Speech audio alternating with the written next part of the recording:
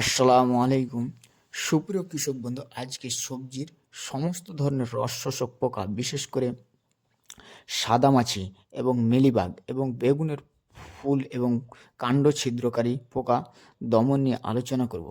এছাড়াও আলোচনা করব সবচেয়ে কম দামি এবং কার্যকারী কীটনাশকগুলো নিয়ে, যাতে কম খরচে আমরা সমস্ত ধরনের পোকা দমন করতে পারি। ভিডিওর শেষে বলবো কিভাবে কতদিন পর স্প্রে করলে আমাদের জমিতে কখনোই পোকা এবং মাকড়ের আক্রমণ হবে না। প্রথমে আমরা জানব বেগুন, পটল, করলা, ভেন্ডি, মরিচ, টমেটো, লাউ, কুমড়ো ইত্যাদি সমস্ত ধরনের সবজিতে কোন পোকাগুলোর আক্রমণ বেশি দেখা যায়। প্রথমে বলবো সাদামাছি নিয়ে। এগুলি পাতার নিচের দিকে গুচ্ছ হয়ে অনেকগুলি একসঙ্গে বসে থাকে। হাত দিলে সবগুলো একসঙ্গে উড়ে যায়। তারপরে মিলিবাগ, এগুলি গাছের কাণ্ডতে সাদা গুচ্ছ হয়ে বসে থাকে। তারপরে কাণ্ডের সঙ্গে লেগে থাকে আঁশপোকা। থ্রিপসের জন্য পাতাগুলো উপর দিকে কুঁকড়ে থাকে। জ্যাসিড, জাব পোকা। মাইট দুই প্রকার, যেমন রেড মাইট, হলুদ মাইট। এই সমস্ত পোকাগুলি গাছের পাতা এবং কাণ্ডের রস শোষণ করে খায়, ফলে গাছের পাতাগুলি কুঁকড়ে যায় এবং গাছগুলোকে ভাইরাসের আক্রমণ দেখা যায়। ফলে গাছের পাতা এবং ডগার বৃদ্ধি ঘটে না, ফল ব্যাহত হয়ে গাছের ফলন কমে যায়। নিয়ন্ত্রণের উপায়: গাছে অতিরিক্ত আক্রমণ হলে বাইরের মোভেন্টো ব্যবহার করব। সেটা না পাওয়া গেলে বাইরের সোলোমন ব্যবহার করা যাবে, অথবা অ্যালান্টো ব্যবহার করতে পারি। এগুলোর দাম একটু বেশি। আক্রমণ কম হলে অ্যাসিটোমিপ্রিড 20% এসপি গ্রুপের কীটনাশক, যেমন ধনুকা কোম্পানির ধানপিট,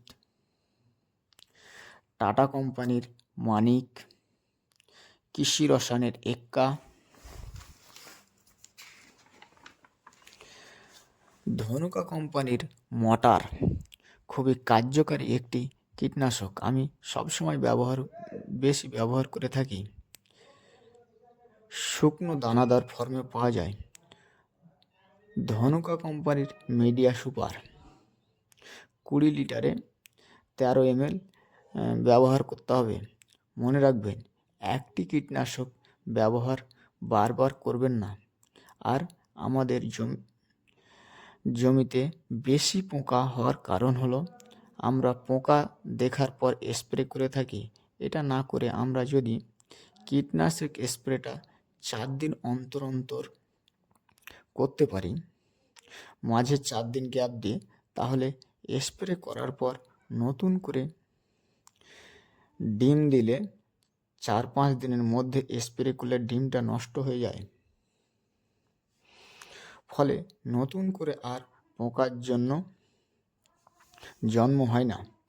আর প্রত্যেকটা স্প্রের সঙ্গে আমরা 5 ml করে আঠা ব্যবহার করলে কীটনাশক ভালো কাজ করে। বেগুনের কাণ্ড এবং ফল ছিদ্রকারী পোকার জন্য 2টি কীটনাশক খুবই কার্যকারী। সেটা হলো সমিটেস গ্রুপের সমিপিরিন আর বায়োডোজ। বেগুনের ফল এবং কাণ্ড ছিদ্রকারী পোকা দেখা দিলে স্প্রে করার পর পোকার নার্ভাস সিস্টেম খতম হয়ে পোকাগুলি মারা যায়। আর সমস্ত সবজির গাছকে রোগমুক্ত রাখতে চাইলে 15 দিনে একবার পিজিআর স্প্রে করতে হবে এবং 10 দিন পর পর ফাঙ্গিসাইড স্প্রে করবেন। তাহলে আপনার ফসলেও ফলন অনেক গুণ বেড়ে যাবে এবং গাছ দীর্ঘদিন ফলন দেবে। পিজিআর এবং ফাঙ্গিসাইডের বিস্তারিত ভিডিও আমার চ্যানেলে দেওয়া আছে, দেখতে পারেন।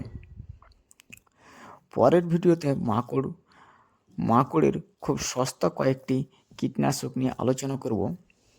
কৃষিকাজ সংক্রান্ত নতুন নতুন ভিডিও পাওয়ার জন্য চ্যানেলটি লাইক এবং সাবস্ক্রাইব করুন।